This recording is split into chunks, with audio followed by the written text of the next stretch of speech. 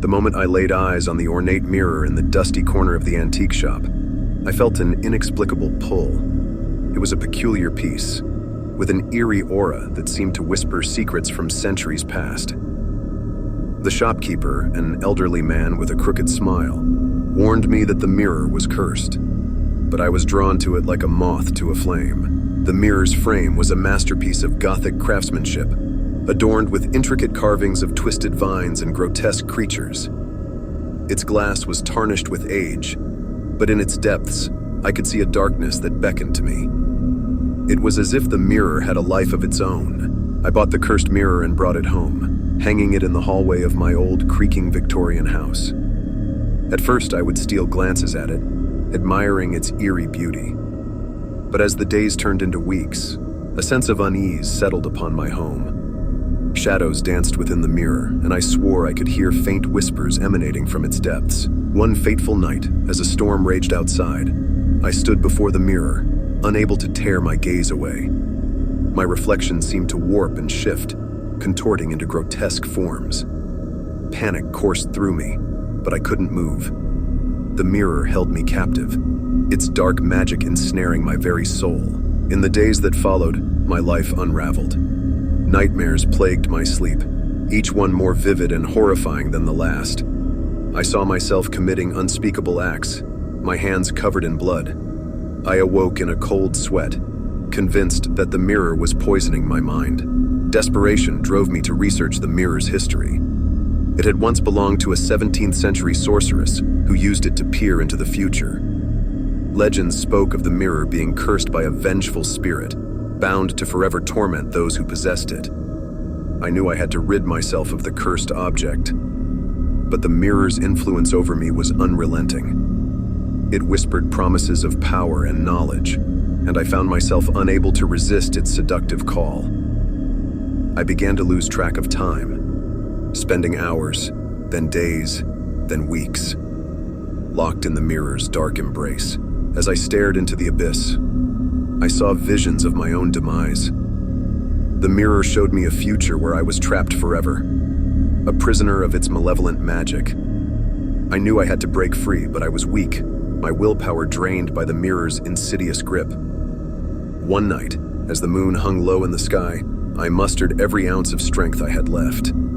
I reached for a heavy antique candlestick and smashed the mirror.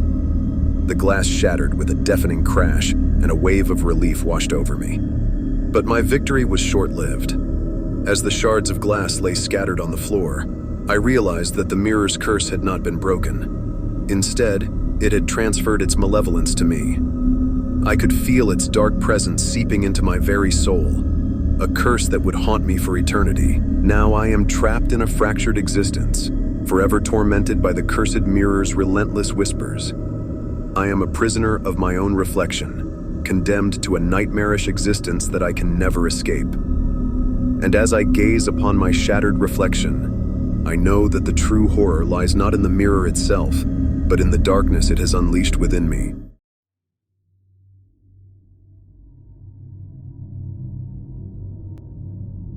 The day I found the old weathered book in the attic of my new home, I had no idea it would unleash a nightmare beyond my wildest imagination. It was a seemingly innocuous tome bound in cracked leather, with eerie etchings on its cover that sent shivers down my spine. The moment my fingers brushed its surface, a chill coursed through me, and I knew I had made a grave mistake. The book was titled The Codex of Shadows. Its pages were yellowed, the ink faded, but the text was still legible. As I flipped through its cryptic pages, I noticed it contained bizarre drawings, intricate symbols, and passages written in languages I couldn't decipher. My curiosity got the best of me, and I decided to delve deeper into its mysteries. The first night I read from the book, I had a vivid and horrifying dream. I stood in a desolate, moonlit graveyard, surrounded by gnarled trees that seemed to whisper secrets in a sinister tongue. Before me, a gravestone bore my name, etched in letters as black as coal. As I approached, a shadowy figure emerged from behind the tombstone, its eyes like burning coals, and a haunting skeletal grin stretching across its face. It beckoned me closer, its bony fingers reaching out, and I awoke with a scream. drenched in sweat, terrified but intrigued. I continued to read from the book, each night descending further into its malevolent embrace. The dreams grew more grotesque and nightmarish with every passing page. I saw twisted creatures with elongated limbs and faces that defied description. They whispered unspeakable horrors in my ear and left me trembling in the darkness. As the days turned into weeks, my waking life began to unravel. I became increasingly paranoid, convinced that I was being watched by unseen entities.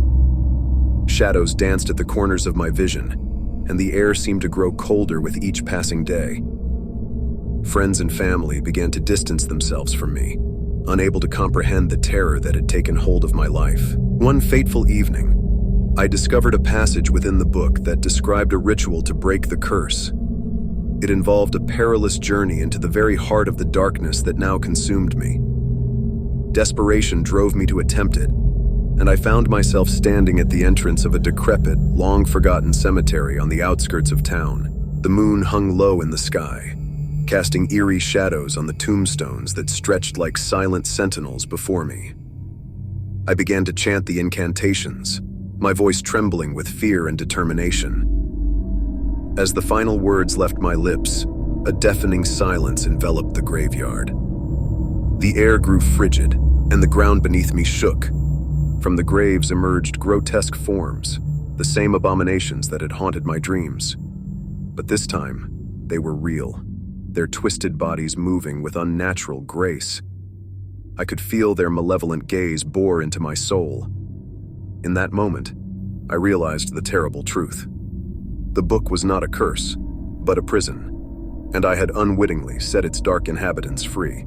In a desperate bid for survival, I ran, the grotesque creatures giving chase with unearthly speed. I reached the cemetery's edge, where the world seemed to blur and warp. With one final leap, I crossed the threshold and collapsed on the other side, gasping for breath. The nightmare had ended, but the scars it left behind would never heal. I buried the cursed book deep in the earth, praying that it would never surface again to torment another soul. I had escaped the clutches of the Codex of Shadows, but the price of my curiosity was a heavy one, for I knew that the horrors I had unleashed would forever haunt my dreams.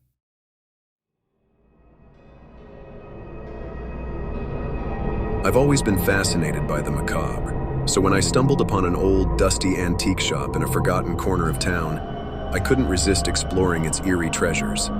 The shop was dimly lit, and the air was heavy with the scent of musty books and aged wood. As I wandered deeper into the cluttered aisles, a peculiar doll caught my eye. It was a porcelain beauty with dark, soulless eyes and a twisted grin that sent shivers down my spine. The elderly shopkeeper noticed my interest and approached me with a sly smile. "Ah, you have a keen eye, my dear," she said in a raspy voice. "That's Morgana, a doll with quite the history." Intrigued, I inquired further, and the shopkeeper shared a chilling tale. Legend had it that Morgana was crafted by a deranged toy maker who had dabbled in dark magic. He imbued the doll with the spirit of a vengeful witch who had been wronged in a wicked past. From that moment on, the doll was cursed, and anyone who possessed it would be subjected to the witch's malevolent whims. Ignoring the warnings, I decided to purchase Morgana. The doll's allure was irresistible, despite the ominous tale. As soon as I brought her home, strange things began to happen. At first, it was subtle. A creaking floorboard here, a faint whisper there. I tried to dismiss it as my imagination, but soon, Morgana's presence became undeniable. Nights were the worst. I would awaken to find Morgana perched at the foot of my bed, her unblinking eyes fixed on me. Her porcelain skin seemed to radiate a sinister aura. One night, I awoke to find the room filled with a soft, greenish glow. Morgana levitated above the bed, her limbs contorting unnaturally as she chanted in a language I couldn't understand. Panic surged through me as I watched the room transform into a nightmarish forest, with skeletal trees and twisted shadows closing in around me. Terrified, I tried to escape, but Morgana's voice echoed in my mind, commanding me to stay. I was trapped in her cursed realm, at her mercy. She tormented me with visions of my deepest fears, whispering dark secrets from my past that I had buried deep within. Days turned into weeks, and I withered away in the grip of Morgana's curse. I watched helplessly as my body wasted, my hair turned gray, and my sanity slipped away. I knew I had to break free from her malevolent grasp, but the doll's power was overwhelming. One fateful night, as Morgana danced through the eerie forest in my mind, a sudden surge of anger and determination welled up within me. I confronted the witch trapped within the doll and demanded my freedom. With every ounce of strength I could muster, I shattered Morgana against the wall. The room returned to normal, and the forest faded away. I was free, but I was forever changed. Morgana's curse had taken its toll, leaving me frail and haunted by the memories of the horrors I had endured. I knew I had made a grave mistake by acquiring that cursed doll, and as I stared at the shattered pieces of Morgana, I couldn't help but wonder if the evil spirit had been released, seeking a new vessel to continue its reign of terror. From that day forward, I vowed to warn others about the malevolent power lurking within that innocent-looking porcelain doll. Morgana was a nightmare I would never forget, a reminder that some curiosities are better left untouched in the shadowy corners of forgotten antique shops.